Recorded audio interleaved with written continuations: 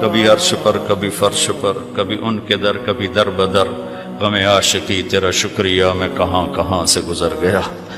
کبھی راستوں میں تنہا، کبھی ہوں ورود صحرا، میں جنوں کا ہم سفر ہوں، میرا کوئی گھر نہیں ہے۔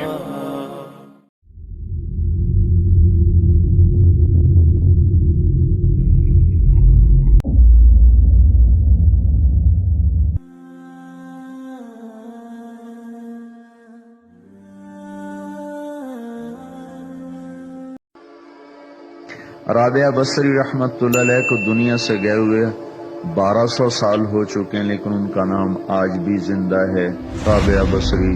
رابعہ بصری نہ کوئی شہزادی تھی، نہ کوئی ملکہ تھی، نہ کوئی وہ خوبصورت تھی، نہ کوئی خاندانی تھی، بلکہ عورت ہونے کے لحاظ سے ہر عیب اس میں تھا۔ ان کی عادت یہ تھی، وہ روزانہ عشاء کی نماز کے بعد غسل کر کے کپڑے بدل کے اپنے خامن سے پوچھتی، آپ کو میری ضرورت ہے؟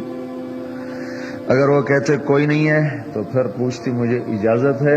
وہ کہتے اجازت ہے تو پھر مصلے پہ کھڑی ہو جاتی اور فجر کی نماز تک مصلے پر کھڑی رہتی تھی۔ ان کا خامن جلدی فوت ہو گیا، جوانی میں ہی بیوہ ہو گئی۔ تو حسن بصری بصرہ کے امام، کیا سارے مسلمانوں کے امام تھے، وہ خود آئے، خود چل کے آئے کہ میں آپ سے شادی کرنا چاہتا ہوں۔ وہ کوئی شادی کا شوق نہیں تھا ان کو، وہ تو اولاد کے قابل نہیں، شکل صرف ان کی نیکی اور ان کا جو اللہ سے تعلق تھا۔ ان کو یہ لالچ ہوا کہ یہ میری بیوی ہو جائے تو اس کی طفیل شاید میری بخشش ہو جائے۔ تو ان کے پاس آئے، کہنے لگے رابعہ میں آپ سے شادی کرنا چاہتا ہوں، خود پیغام لے کر آئے۔ تو انہوں نے فرمایا میری 4 باتوں کا جواب دے دو تو میں شادی کر لیتا۔ کہنے لگے کیا؟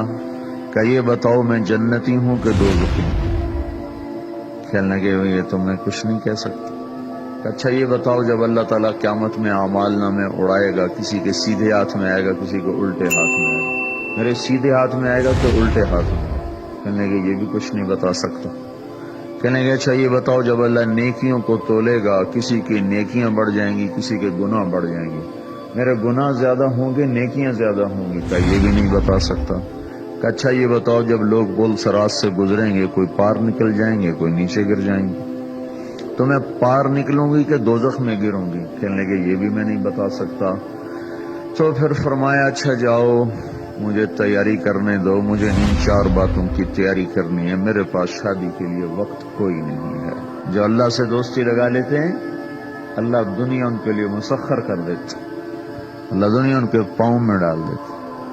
تو جب ان کا انتقال ہوا، رات کو ان کا انتقال ہوا، تو اپنی خادمہ سے کہا بس 2-4 آدمی بلا کے مجھے جلدی سے دفن کر دو، کسی کو نہ بتاؤ، صبح لوگوں کو بتا دینا اور مجھے کفن دینا میری اس چادر میں جس میں میں تہجد پڑا کرتی تھی۔ تو انہوں نے راتوں رات دفن کر کے صبح اعلان کیا، شور مچ گیا، ہائے کیوں بتایا، کیوں نہیں بتایا، کیوں؟ تو اگلی رات ان کی خادمہ نے ان کو خواب میں دیکھا، سبز لباس پہنا ہوا، حسن و جمال، سورج چہرے پہ چمک رہا۔ پوچھا آپ کے ساتھ کیا ہوا؟ کہا میرے اللہ نے میرے ساتھ بہت عمدہ معاملہ کیا۔ کہا آپ کی وہ چادر کہاں گئی جس میں آپ کو کفن دیا تھا؟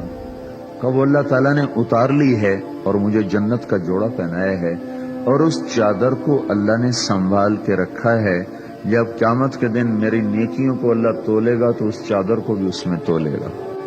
انہوں نے پوچھا منکر نکیر کا کیا ہوا؟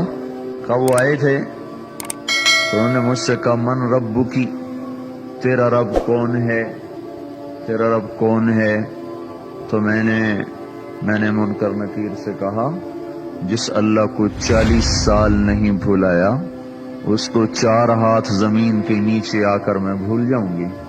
کہ جس رب کو 40 سال میں نہ بھلا سکی اس کو 4 ہاتھ زمین کے نیچے آ کر میں بھول جاؤں گی؟ تو منکر نکیر نے کہا اب اس کا آگے کیا حساب لینا، چلو بھائی واپس چلو۔